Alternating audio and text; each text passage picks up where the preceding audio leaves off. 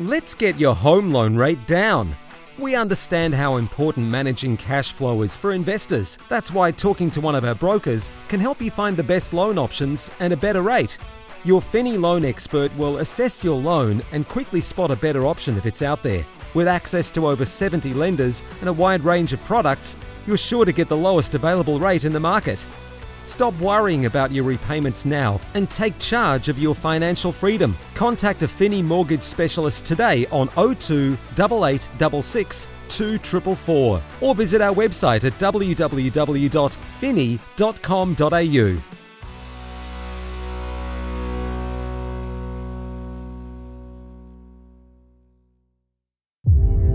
This is a Momentum Media production.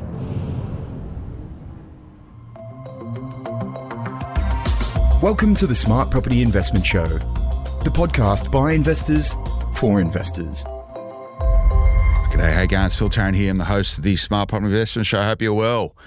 Don't want to welcome you to 2024 because you've been at it for a little while now, as we have been.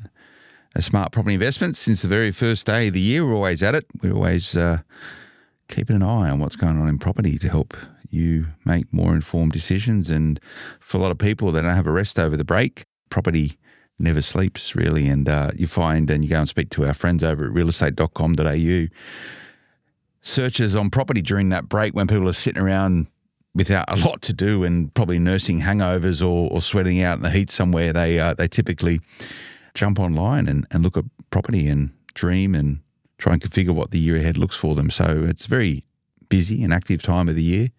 We see traffic on Smart Property Investment surge during that period, particularly the podcast channels, because people are tuning in, doing things around the yard and listening to the podcast, listening to people like myself and my colleague Grace Ormsby, editor real estate here at Momentum Media, talk about property, talk to property investors, talk to the professionals who are the eyes and the ears and the voice of sensibility, some would say, in property investment in Australia, all across the property investment podcast network, which gets bigger and bigger by the day. We kicked this thing off many years ago. The Smart Property Investment Show, which turned into the Property Investment Podcast Network, which is now an aggregate of property podcasts, the biggest home of property podcasts in Australia. There's a lot out there at the moment, and they pretty much, it feels as though there's a new property podcast every single day. But the Property Investment Podcast Network is your home for property investment, where you can tune into a whole bunch of different things. There's this show, the Smart Property Investment Show. You can tune into some other shows that happen on the Property Investment Podcast Network. There's obviously Inside Commercial Property with Scott O'Neill from Rethink Investing. That's a really good show. I co-host that. You've also got Property Investing Insights with the Right Property Group, two people on that show, Steve Waters and Victor Kumar, which I co-host discussions with them. We also have a number of different shows which are launching all the times, and this is the home. So whatever your fill is, whatever you want to tune into, whatever your particular discipline, whatever your strategy in property investment, there's somewhere where you can find it on the Property Investment Podcast Network. So wherever you're tuning into this, go and search for it. Anywhere else, you track it down, you can look at all those other shows, and we're going to do more of it over 2024. But there's something kicking off 2024, which I've just come out of the meeting about. It's all very exciting, and you would have heard us touch on it late last year. The next instalment of the Fast 50 report, the most anticipated ranking of property investment in Australia. I'm told that it's with the boffins, the nerds. They're crunching the data right now. They're going to try and get this launched ASAP. So I look forward to seeing how this year's report compares to last year's report. So this is where to put your money today for the best capital growth in 2025. So it's a 2025 instalment of it. I'm in the shadows. I'm around the edges of it, but I know someone who is leading it, driving it and curating it and in charge of it. And that's Grace Ormsby, my colleague. She joins me in the studio. Grace, how are you going with all that? Number one, welcome back. Welcome back to you too. Happy New Year. Happy New Year. I know you said it's too late for that, but it's never too late for a Happy New Year. It's never too late for Happy New Year, no. Happy New Property Year, but what's going on with the Fast 50? Tell me the inside story. I mean, so much. We've got all our experts on board. They have given us their data, and actually it's been interesting. I feel like we've gotten more suburbs off each of the experts this year than we have in previous years, which makes it harder for the people that then have to crunch this data, because they're actually dealing with a bunch more suburbs that are doing good things for different reasons. And how do you go about, collating all this, choosing which ones are actually going to be the big suburbs for the year ahead? And they're all going to be good suburbs for different reasons. So they will it's be. not an easy task. I won't know until I get the first in the way it sort of works here, that everyone does all their heavy lifting and the work on it. Then I'll get the first draft and I'll look at it and I'll give it my sort of sense check. But I don't know yet what it is, but I'll be the first to know. So you will be. I mean, there's heaps of suburbs. Then I'll quickly go and buy stuff before everyone else gets in there. I mean, it's interesting too because there are so many suburbs. Like I've seen all that raw data that's come in. Not many of them are any of the suburbs that we saw last year. Is that true? Like it's actually it's going to be a completely different list to what we have been. Newsflash. So that's probably a little bit of early intel, but don't expect just a repeat of last year's that's ranking. good. That's the idea. Now, so this is the 2025 instalment of the report where to put your money today for the best capital growth in 2025. And we're doing again in conjunction with our friends over at Pure Property Investment. So we'll get their CEO, Paul Glossop, on the podcast once we know what's going on, and we'll pull it apart like we did last time and look at all the different, just give the colour behind the numbers. But I know it's with the research division over there at Agile Market Intelligence who help us out with this sort of stuff. We commission them to run the data and all the analysis around it, and they'll present it back to us based on exactly the same methodology and metrics of last year. Remember the way this works, and it's a really interesting way to go about it, and it's very, very unique. We go to all those people in the industry who we deem to be experts in their heads of real estate franchise groups, their buyers agents, their demographers, their economists, everyone that's involved in the property economy. And it's an interesting way to do it. We say to them, you tell us where you think those areas, those suburbs, which are going to have the best capital growth for 2025. And that's it. We don't say based on A, B, C, D, E, F, G, because everyone does it differently. Yeah. Everyone does it differently. So what we do is say, you tell us where you think it is, and then we look for commonality between and behind all of those different assessments, and then we apply data on top of it. So quarterly growth, 12-month growth, 10-year average annual growth, and I think we have a yield metric in there as well. So essentially it's the Trivago of rankings. So we've asked all these people that know what they're doing, you tell us where you think it is, and then we look for those commonalities behind it, between it, where we say, well, if every single person say this suburb is going to be a great performer, that means that's probably going to be a pretty good performer. Then we apply the data over, and that's what our boffins, our nerds, our data colleagues over there at Agile Market Intelligence are doing right now. So when are we expecting to get this back? About a week or two? Yeah, I mean, we should have it pretty soon. Okay. I think it's been a project for over the break. Yeah. So within the next week, we're going to be able to see some of those early rankings, the rising stars coming through. And then beyond that, it's just about pulling all the information we have together and putting it into a report that, one, makes sense, and two, actually gives people some insight into what could happen over the next year. And Phil, one of the things actually that you've touched on really briefly that I think is great about this report too is how many times have you been on this show and people have just said, it was the gut feel. That's why I embarked on a property portfolio, or that's the reason I bought in this suburb, even though the naysayers were telling me not to. That comes into this. There's obviously a lot that backs that up. We don't just take those gut feel suburbs without any actual data that can corroborate that prediction or that forecast for a suburb to be doing well. But so many people at the top have so much information in their heads that they do have an inherent sense of which suburbs are going to be the ones to be looking out for. So the fact that we can pick their brains for this kind of information is pretty cool. It's pretty cool, and I'd like to think that we're well liked within real estate sector, and people give us all this information. As a trusted partner to actually curate all of this stuff together under a central thing, it doesn't happen. It doesn't happen anywhere else. So I look forward to seeing all that. But everyone likes talking about property price growth and where to invest. And it was a really good piece, Grace, written by your team in December, which pretty much looked at the 2023 performance of a lot of the suburbs and a strong rebound in home price growth over the course of 23, resulting in some double-digit growth for average home prices in many Australian suburbs. And this is a story, each state's top suburbs for price growth in 2023. So these reports come out all the time. But what I like about this sort of stuff is it corroborates a lot of the stuff in our Fast 50 report. For sure. And you need to remember also, there's a few suburbs in here. There's many of them, right? And you need to remember with the Fast 50 for the 2024 version and the upcoming 2025 version, it's where to put your money today for the best capital growth in 2025 in the year ahead, based on it being an investment purchase for property investments. It's not like where to build your dream home to live in, right? But I see in this report here, Armidale, Camillo in Western Australia, they're all part of the Fast 50. Elizabeth Downs, Elizabeth North, they're all part of it.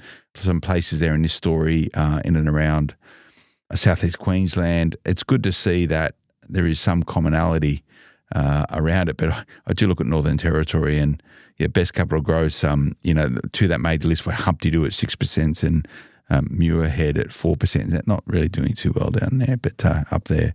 I think Tasmania moving forward, and you see here negative growth in a lot of those areas, and they are the best performing. So the markets all operate very, very differently, don't they? Exactly. And one of those things, we saw so much capital growth across Tasmania in the first couple of years. I can't believe I'm still talking about COVID, but in 2020 and 2021, those markets really did take off. So you do expect that they're going to balance at some point, like every market in Australia has to balance at some point. And it really just is proof, I think, that no two markets are the same and they're all operating on different property clocks. The property clock is what everyone likes talking about. Anyway, so tune in, look out, you'll see it. As soon as it's out, you'll hear all about it. The Fast 50, where to put your money today for the best capital growth in 2025. So that's a Fast 50 report 2025. Coming to you very, very soon. But still, you can go and download the 2024 report so you can see those two things side by side. Grace, let's go to a quick break. When we come back, I want to chat to you about underquoting because this is getting a lot of headlines. Stay with us, everyone. Back in a moment. Welcome back to the Smart Property Investment Show. It's Phil Tarrant and Grace Ormsby, your team from Momentum Real Estate, having a chat through what's going on as we start off 2024. Now, Grace. Yes. Underquoting. It's still, isn't it like there's snitches now, or there's underquoting snitches? What's going on there? Because a couple of stories, and one of them is a couple of them on realestatebusiness.com.au, which is, the partner digital platform to Smart Property Investments. So on that base, we look after the business of real estate. So that's real estate agents and property managers and that side of the fence. And then property investors on the other side. And you cover both, as do I. Are agents worrying about getting snitched and dobbed on by property investors and I think they should be. So really, it's been a story that we've been able to follow for a couple of years now. And obviously, it goes a long way beyond that. Underquoting has always been an issue for the consumers out there, whether you're an investor or an owner-occupier. There is nothing worse than being told a property is worth a certain amount and then only to show up and then be asking for $100,000, $200,000, $300,000, $400,000 more than what they said the price guide, said it should go for. And it's been a very common gripe, especially given how much growth we've seen in property markets across the country the last couple of years. And the governments, especially Victorian government, they've got a task force that's dedicated to stamping out. A task force. That's what we need more of. More task force. $1 million in fines given out to Victorian real estate agents over the last year for underquoting. But what was more interesting than the fact that this phenomenon clearly exists is the fact that a quarter of all complaints are now coming from within the industry itself. Oh, so other agents. See, I reckon this is interesting, right? So I reckon they're the agents that pitched for the listing and didn't win it, and someone else has won it based on just probably not doing the right thing. Yeah. And they're going, you guys are wrecking it for the rest of us. I'm going to snitch on you. So a third, property snitch. A quarter. But then even more interestingly beyond this, I think anyway, is that we're seeing the advent of an app that is asking people to snitch, because there is nothing worse than, the fact that you're supposed to go to the agent now, give them your details for them to give you any insight into how much something costs. So beyond just underquoting, there's now becoming this capacity for people to tell other people what a property's price guide is or the auction guide, how much agents are expecting for something. So I feel like that's taking the issue of underquoting one step further. So we've got snitches when it comes to underquoting, and now people are being told to snitch about the prices of property. What's the app called? Snitch or something like that? It's Auction Snitch. Is that what it's called? Yeah. Who's behind it? It's two women, actually. A veteran agent, Tori Huxtable, and then she's got a tech expert on board, Tamsin Lapointe. You know about this, don't you? Who Auction Snitch is what it's called. Auction Snitch. So I don't know. I don't know about it. Oh, I don't know. Whose fault is it a thing? Like, really? Like, apparently on realestate.com.au, 75% of people won't even look at a property if it doesn't contain any kind of information on the price. But no properties on realestate.com.au have a price on it. It's impossible. Yeah. It's impossible to work it out.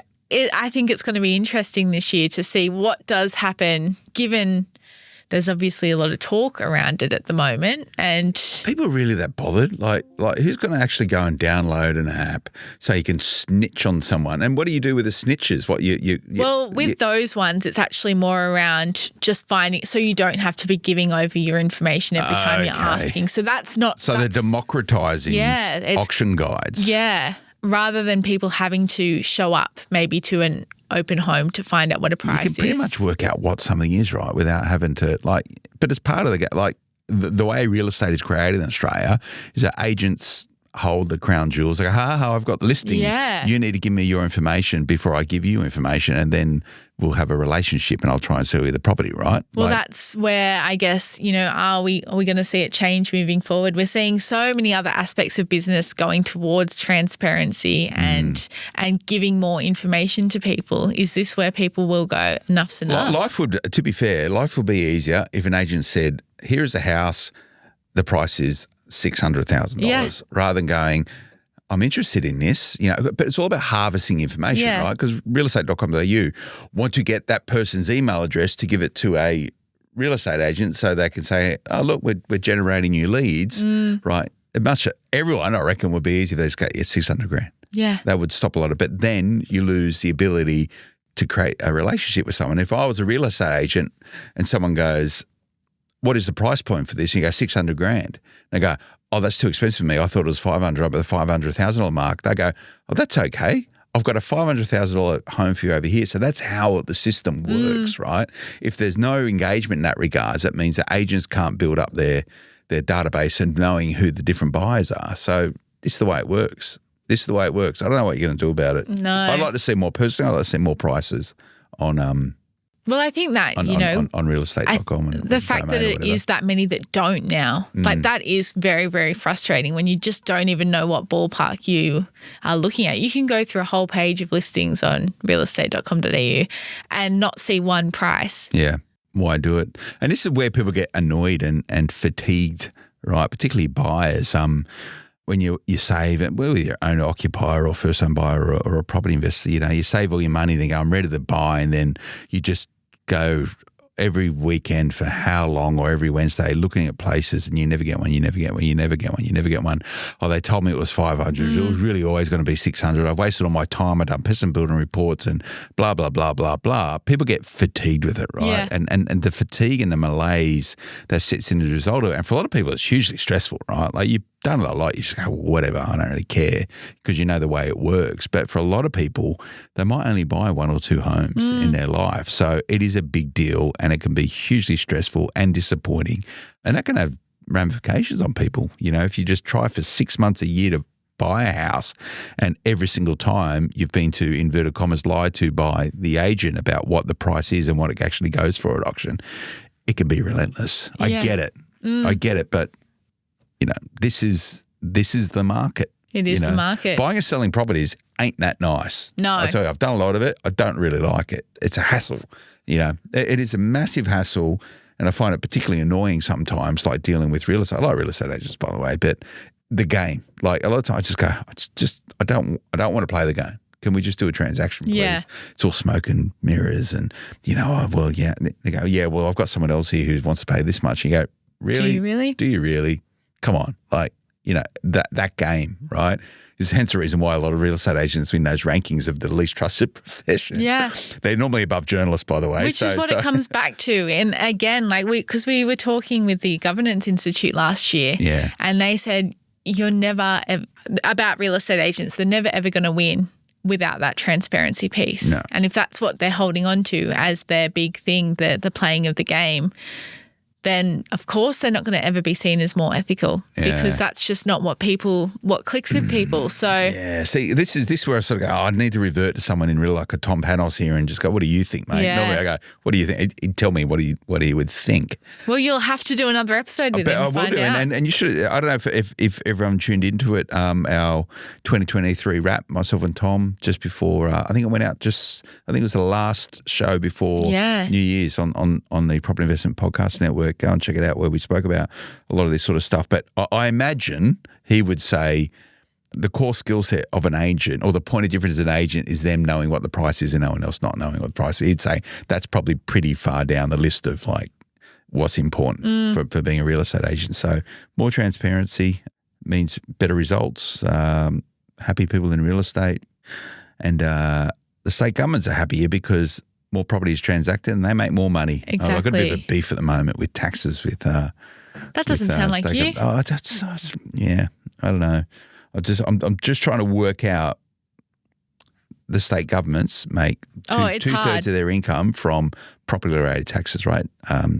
Stamp duty and land tax. And there's no uniformity. You can't. No uniformity. And I sit there just going, like, I don't know how well they're spending the money provided through tax receipts around property transactions, particularly when you look at a lot of the issues facing this sort of housing crisis at the moment. All the money they take from property, they're not doing a lot to give it back to grow and evolve the real estate sector. So I think that might be a theme for me for 2024.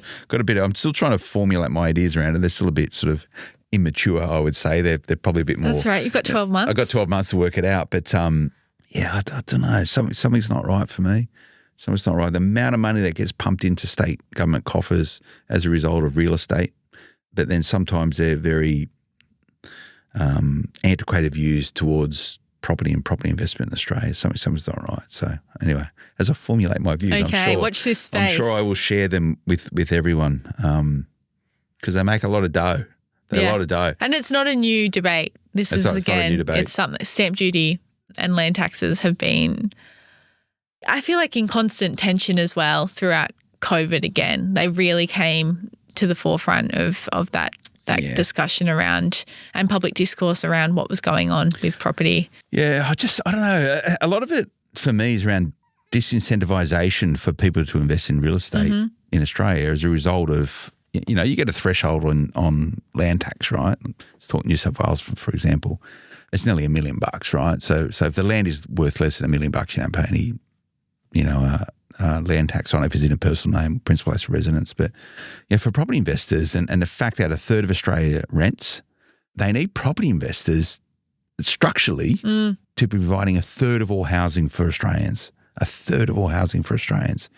That's huge. And to be so disincentivized to own multiple investment properties as a result of land tax it's a big deal, particularly for people that invest in trust structures, right? Like, if they're the backbone of providing housing and accommodation for Australians as we face a affordability crisis and we need more housing owned by property investors for the third of people that rent, something's got to change. Anyway, might have to head down to Elizabeth Street down there in Macquarie Street, in Sydney to go and speak to some folk about this. And I don't know, let me know everyone's thoughts around that. Editor at smartpropertyinvestment.com.au. You get that email, don't you? Yes, I do. That does come to me. Yeah, and then any good and spicy. I'll pass them on. Yeah, it's really good. But I don't know, something's not right, And then when I hear all the money paid for by property investors and homeowners in Australia around land tax and stamp duty around real estate transactions, and they're using that money to create another task force for something or other that no one really cares about, I sort of sit there and go,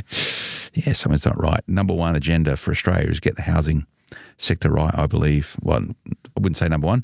One of the top three agenda items for Australia, particularly, is to get housing right. But anyway, we'll work it out. But underquoting is just one of a myriad of issues facing. It's very much, just a chink in what's going on, I think. But yeah, no, it's not the only interesting thing that's happening. Yeah. At the moment. Well, there is, but it's sort of connected with it, and maybe they're getting this right. And again, this is a state and local council around rezoning, right? Let's have a chat about that. We'll just go to another break. Stay with us. We're back in a moment. Welcome back, Phil Tarrant and Grace Ormsby. Now, Grace, before the break, I was having a bit of a moan about around. Actually, I can't remember. I was in a podcast before the New Year's, and I was chatting about the top 3 factors I think it was with Tom Panos at a sort of economic nation building level, but then we spoke about what are the key themes for real estate in 2024, and one of my points was around government, whether it's federal, it's state or local regulation and policies will be a key theme for shaping real estate markets this year and beyond for a whole bunch of different reasons. You can go and tune into that and you go and find it. You can hear me sort of rabbit on about it all. But intervention now, everyone knows that we're not building enough housing, and it's always been that way, right? Like we've always been behind the 8 ball. We've had this sort of COVID compression, which has slowed it down even further. Then you've had this cost of living, inflation, all this sort of stuff. Right? I don't go back into it. But I've been reading some numbers, and developers don't want to develop at the moment, right? So like we're in a real tough spot. Developers are going, I don't want to develop real estate right now because, number one, money's too expensive. Number 2, we don't know what's going on with property markets. Number 3, governments make it really, really, really, really difficult. You've got to go through umpteen number of departments. It's impossible to get a DA through, right? Even though they tell you it's really, really good.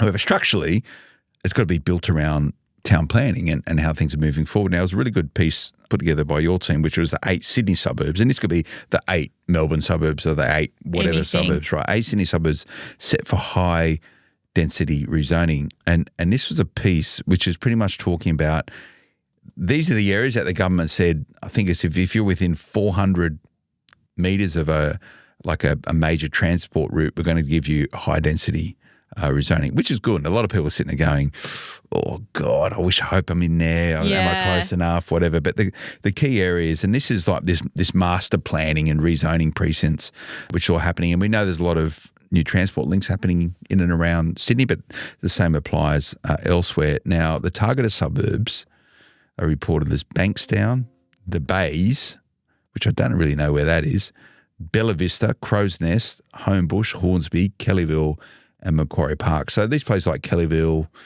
that's out on the new train line. That's, of course, going to happen. Bella Vista, they reckon it's going to be a city at some point. I saw some pictures of it. I wouldn't be surprised.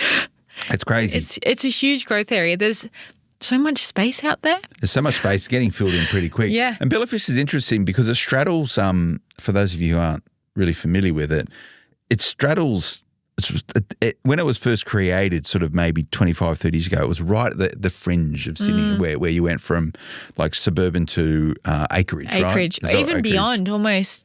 All the way out, to Windsor. So it's off Windsor Road. It was nearly regional. But now it sort of straddles old suburbs and all these new suburbs. So it is a real epicentre commercially, the shops and everything. And the plans I've seen for Bella Vista is key. You got new train lines going through there. That's really cool. There's all the amenities. You've seen the same also in Kellyville, which is up the road there. Crow's Nest, just up the road from here. The new train line is opening. What is it? 3 minutes, 4 minutes from crazy. It's pretty cool. It'll be a game changer. Yeah. And the new train line's not far from it. I don't know if you've been and had a look at it, just up the road. Hopefully they're going to open some new restaurants around it. Quite nice. Or a food court. I want a food court in North Sydney. It's all this fancy stuff these days. I just want but we don't have many options at the same time. I know. That's one of the most important things. Where probably we need food investors. Court in North Sydney. Yeah. But Crow's Nest just down the road. It's completely changing. So all these places are getting rezoned now. A lot of people that get their places rezoned, that goes from, I had a townhouse on this spot, 400 metres from a train station.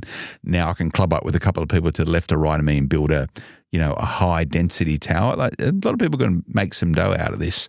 So this has all been set. However, there's an additional 31 further suburbs which are earmarked for rezoning moving forward. And that's Rockdale, Cogra, Banksia, Marrickville, Dulwich Hill, Canterbury, Ashfield, Croydon, Wiley Park, Lidcombe, St Mary's, Roseville, Linfield. See, there's some fancy joints here: Roseville, Linfield, Clara, and Gordon, and that must be on the train belt there. But then you got great places like St Mary's, Ashfield, everything out on the Western Line, which I know pretty well. So there could be some people coming into some rezoning, and or this should really be giving you some clues on where you should invest in if you're looking for upsides. I feel like none of these suburbs were that surprising to me. No, they've always been like that. It was a list that got leaked. So no one was actually meant to see this information before it came out. But it was leaked at the end of last year, and it was very obvious that this has been in the works for a while. It's where the train lines are going. It's that next consequential step from building out a better transport system that there is going to be more buildings going around this transport system. We just look at you go south, it's talking about Dapto and North Wollongong, there's transport links. But then for the Central Coast, outside of Sydney, the location set for density surge, Gosford, Tuggerah, Wyong and Morisset. So it's some clues there. They're all on the train line, and there's going to be some significant train upgrades along there moving forward. So they're going to look to pack that with high density hubs to get people commuting into it. And eventually, hopefully in time, it depends who you listen to, they've been talking about a high-speed railway from Sydney to Brizzy. That there will be stations in Gosford and in Morisset.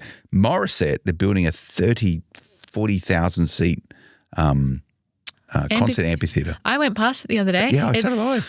It's very much taking shape. It's crazy. You're at Central Coast School, aren't you? I'm Newcastle. You're so Newcastle. I actually did the train trek up there the other day. What do you think of the train up there? It's pretty easy. Oh, it wasn't that easy because I ended up on a bus from Wyong to what was it, Gordon to Wyong. Yeah, that's not cool. That wasn't good. Normally, it's very easy. It's one of the easiest things in the world, I think. It could be faster, but not the best when you end up on a coach. You don't want to do that. Stopping every station? No, thankfully it was pretty quick. Yeah. But that's definitely the issue, time right? at each of the stops. But I'll just talk specifics, and we can get specific with property every now and then, believe it or not. That Wyong to Tuggerah stretch of the rail is one of the biggest issues of transport up and down the east coast of Australia.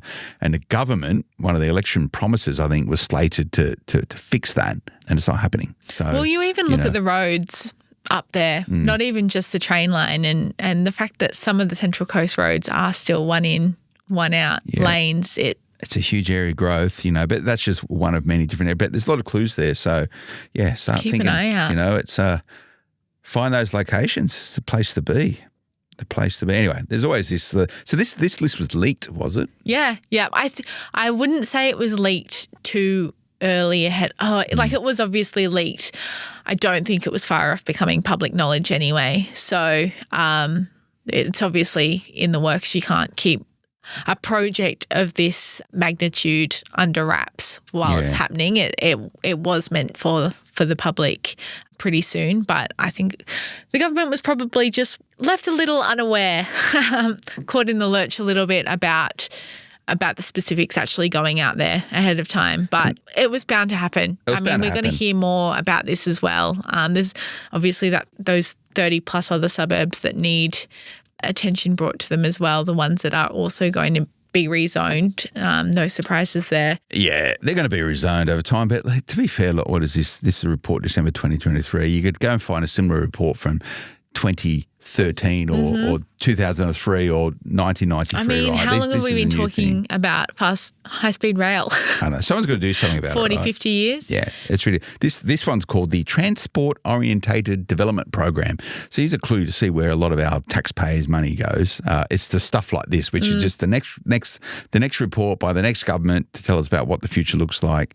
So this is the official name of the government's plan. And by the way, I'm not beating up the government here. I think the government does a good job. But it's an effort to boost accommodation surrounding train and metro stations.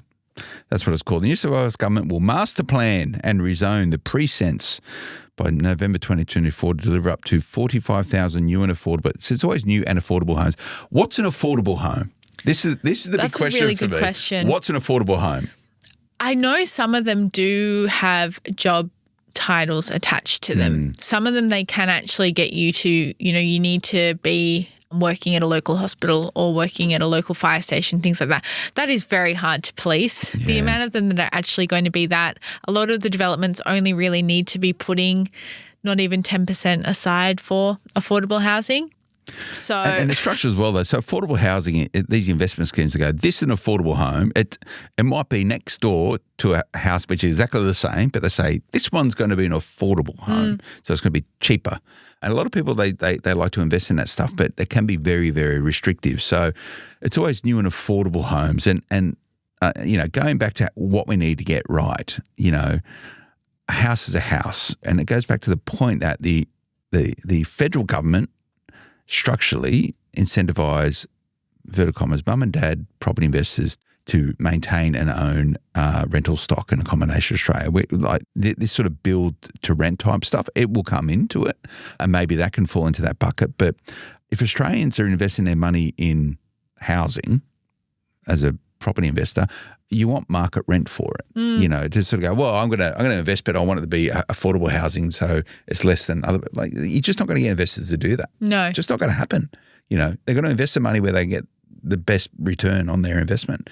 It's like 93%, I think, of all rental housing is owned by mum and dad investors. Yeah, it's crazy. 7 or 8% is given to the government. Yeah, you always hear new and affordable homes. There's affordable homes all over Australia.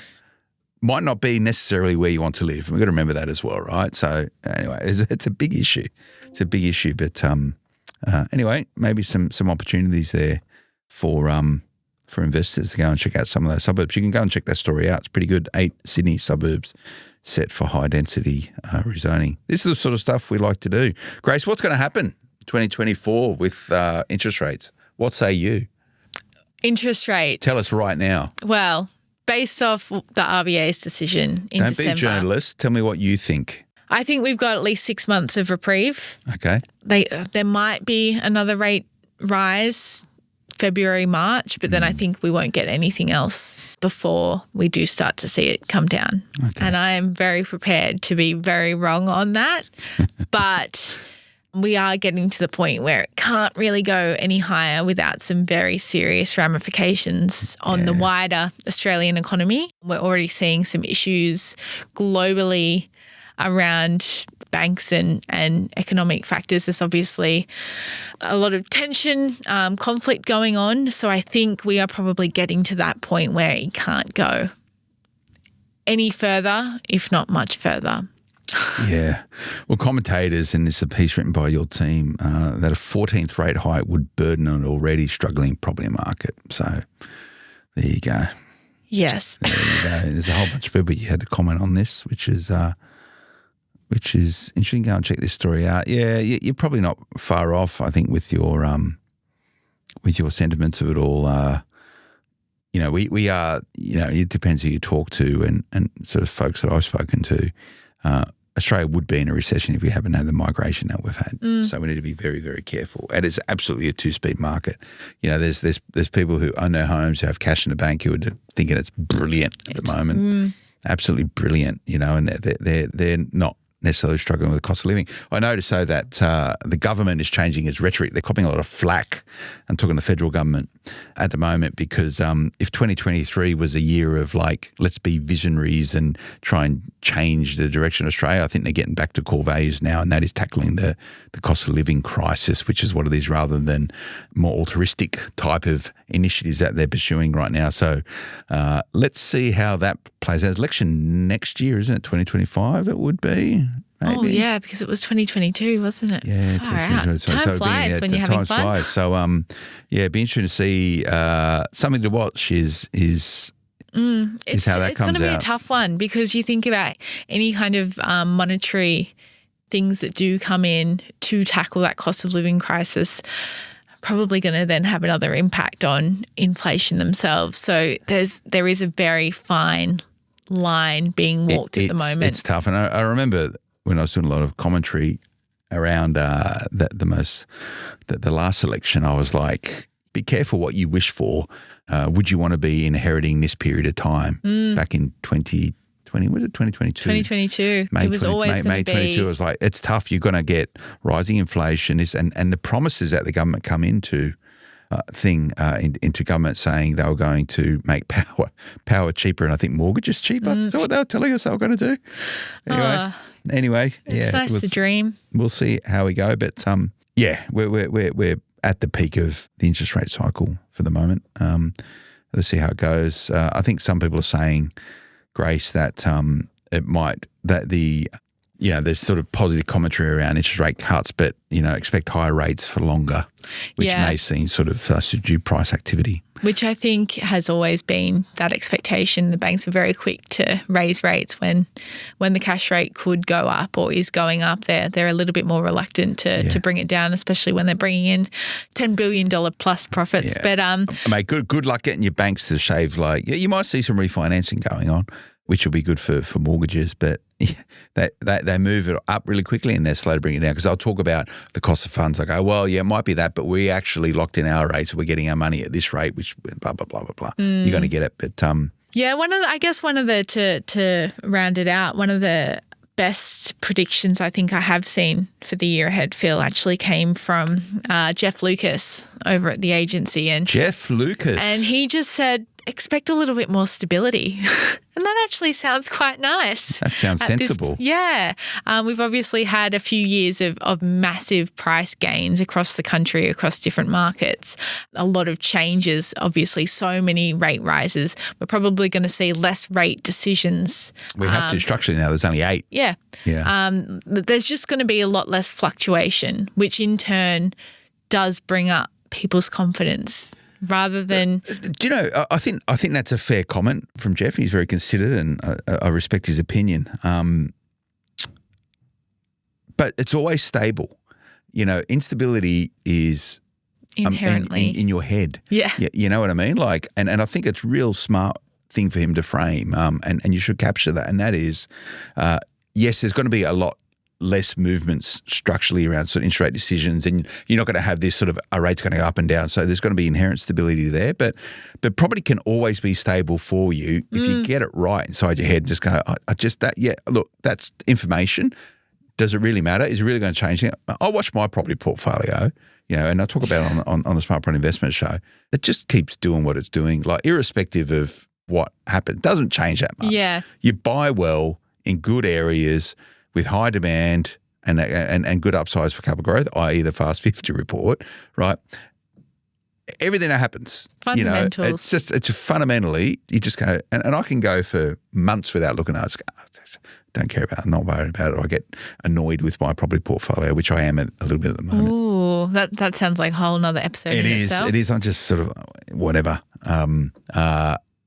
Because you sit there and just go, what does it mean? And you just go, it doesn't matter. No. A lot of time, it just doesn't matter. And if there was one thing. And that's hard to do. It's hard to do. It's really hard. It's hard to do. And that is a bit of scar tissue around property investment, right? If you read the next headline today and go, oh no, what's going to happen? No, what about my property? It's like, just let it go to the keeper. Don't worry about it. Yeah. Don't worry about it. Inherently, if you set your property portfolio up right and you can afford the debt you have connected with it, as in you don't overextend yourself, irrespective of what happens, you're going to do okay. New government's going to come in, it's going to go out. New laws are going to come in, they're going to come out. Someone's going to come up with some new idea of, how we're going to change property investment or you can guarantee there's always going to be changes and noise around property investing, but just set your portfolio up and just get on with it. So I agree with Jeff. Don't tell him He's that, a good though. person to agree with. Don't tell him that. I want to disagree. We should get him in the show, actually. Yeah. That'd be good. Well, good chat. Funnily enough, I did have a conversation with him the other day, which I think is dropping at some point, but we'll get him in a room with you. That'll be get him in. We could have a good well, the agency's doing well. Yeah. They've had a massive year, and I think they've got the markets that they're going into, I think in itself is something that people should be paying attention to. They have very expansive ambitions, and you go and check it out. If you want to know what they're up to, buy a couple of shares in them, because they're an ASX listed company. It's all very transparent. Everything that they do is up there. You can see the mark. I feel like it's one of those things.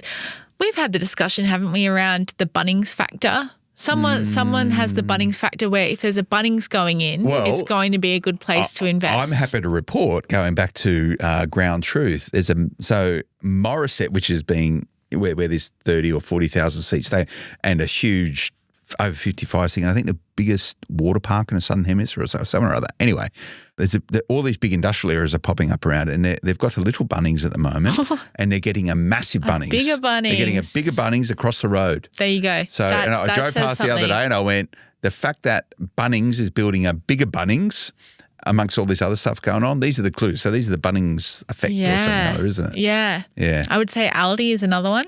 Aldi, yeah. Costco. Costco. Oh, I love a Costco run. I went to Costco on the break. I love it. Oh, that's such a Westie. It's an experience. But that's a good one as well. Costco's. There's a Costco there at Lake Macquarie, just south of Newcastle. Yes, Bullaroo. Yeah, Bullaroo. Bullaroo. Spent a little bit of time there over the break. Bullaroo, did you? Yeah, just for the Costco. Did you go to Costco? Yeah. Did you get one of those like massive pizza slices? I got the chicken roast. Oh, the chicken roast is good. Yeah. They do. The hot dog there's a little bit subpar. You get what you pay for, basically, which is the same with property. You do, and that's nice. And I hear that one of the best places to invest is Kangaroo Valley, Grace. Kangaroo Island, Kangaroo Island. Yeah. Two different things, sorry. Kangaroo Valley's not bad. It's a back of Berry. It's South Coast. I think that's probably actually set for a bit of a boom anyway. But interestingly enough, one of the biggest, most read stories just over the last month on the Smart Property Investment website has been how to invest on Kangaroo Island. It's really hit a nerve with some people. This sounds like a bit of propaganda from the Kangaroo Island tourism precinct or something or other, right? I mean, look, it's a lovely place. People wouldn't be reading about it if they didn't have some affinity for the place, Phil. Yeah, I don't know. Like, and we're seeing it happen in places like Byron Bay now, where I think it's the holiday effect, really, beyond anything else. But interestingly, obviously, a lot of people have maybe just holidayed down there, had a great time, see it as being close to Adelaide. How far is it from Adelaide? Is it a boat or a plane? It's a boat. It's a boat, yeah. It's not a long boat, though, I don't think. I guess if you kept a holiday home there from South Australia. I think prices are still probably pretty reasonable, given the fact you've got a little bit of a remoteness issue. A lot of sharks down there, though. Heaps of sharks. It's got a wine industry, which is pretty cool.